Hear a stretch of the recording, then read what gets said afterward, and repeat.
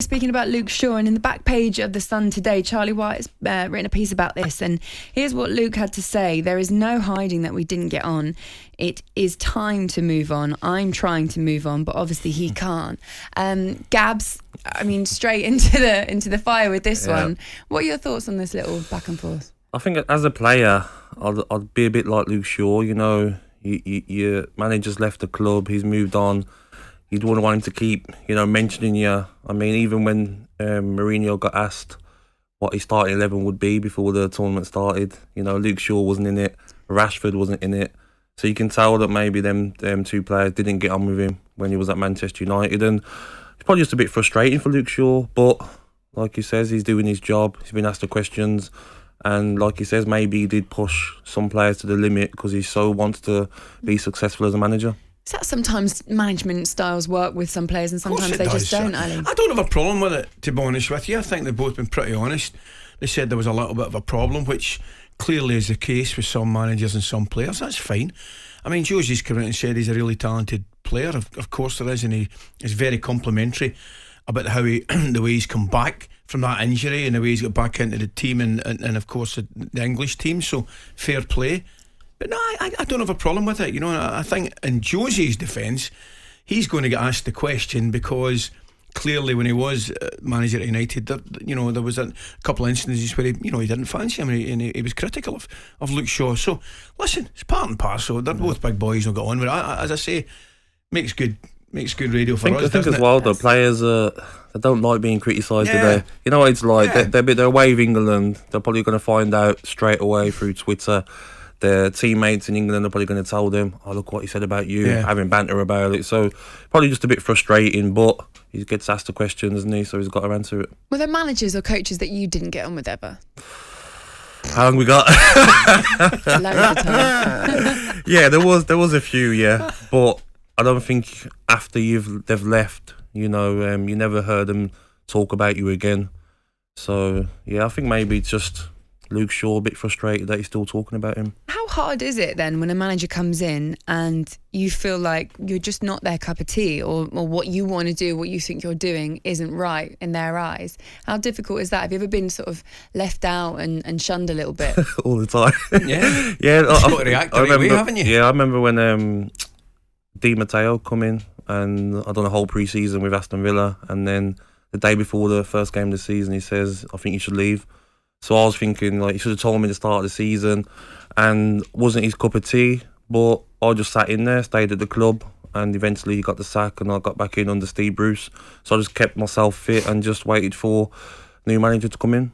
Absolutely. Is that genuinely what can happen sometimes? Because of course it is. Especially where there is a high turnover of manager.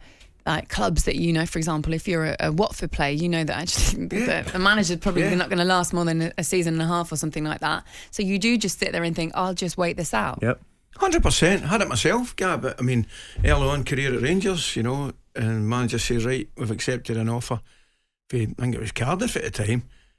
But I still believe that he was sussing me out. It's Big Jock Wallace. I believe he was sussing me out, Gabby. I don't think he had an offer at all. Yeah. But he wanted to see how I'd react to it. And I was like, right, that's fine, I'm going nowhere, I don't want to go anywhere. Exactly. And you get the sleeves rolled up and you got to try and impress the manager because you don't want to leave. And that's the case. A lot of players nowadays, particularly, and you're absolutely spot on with your assessment of it, that managers and coaches, particularly in the Championship, they don't hang about very often. So if somebody says to you, you're leaving the Championship, the chances are, no, I'll just hang on.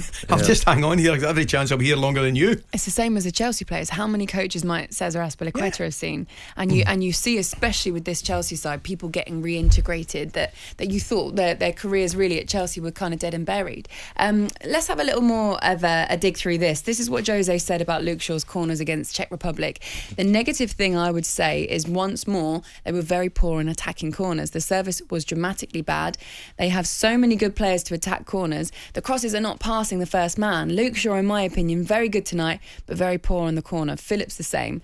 Sometimes with this, I kind of think, look, analysis is analysis, isn't it? And do you, I mean, everyone's different, but do you really think personal vendettas can kind of continue for this long if it is a personal vendetta, if we can call it that? 100%. You get even the other way around. You get players that fall out with managers, and there's no forgiving it. Whenever you get a chance to have a dig at a manager, who you fell out with, you're going to continue. And it happens with managers and players. If they didn't get on, maybe had arguments, fell out, they're going to hold it against that player. And maybe he was right about the corners, but did he have to say dramatically bad? Do you know what I mean? It's like you're adding a bit onto it. He could have said the corners weren't very good, they've got to improve. So maybe Luke Shaw's looking at that word there dramatically. Is that needed? If you're Luke Shaw as well, and I suppose this is the argument of just not following social media, isn't it, when you're in a big tournament? No, well, there's an element of that, yeah, absolutely.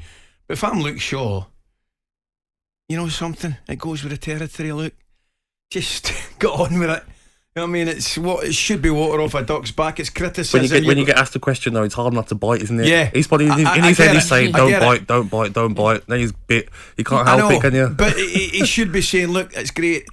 The first thing I'd be saying is, "Isn't it magic that Josie's talking about me again?" That's the first thing I'd be saying. It's marvellous. I've got myself back in this England team. It's brilliant that he's talking about me, and that's the way you've got to look at it. The headline, as you go into the page 50 says, some of the lads ask me, what's Jose's problem? So it's funny, isn't it, the way that different managers are interpreted. And you know what, in Jose's defence, he was asked the question and you can only answer the question that you've been asked. And he's a paid pundit now, so I suppose things change, don't they? Your kind of the way that you manage players changes. It wouldn't surprise me if Luke Shaw puts in the corner that wins the game against Germany and the players run over to him and celebrate him taking the corner. You know, players can be petty like that. That's what I'd do anyway. No, can they really? Lots of messages coming through for you, Gabby, actually, about your starting 11. You play against Germany. How confident are you that England can beat Germany? I'm confident because I feel if he plays the right side and England play at their best, they can beat Germany. But I'm also a bit, not nervous, but we shouldn't underestimate Germany. I watched the game against France and they battered France second half. And they are a good side. People are saying they're not a very good side, but they are a very good side, Germany. Nerves are good, Gab. Nerves are good if they're channeled the right way, mate.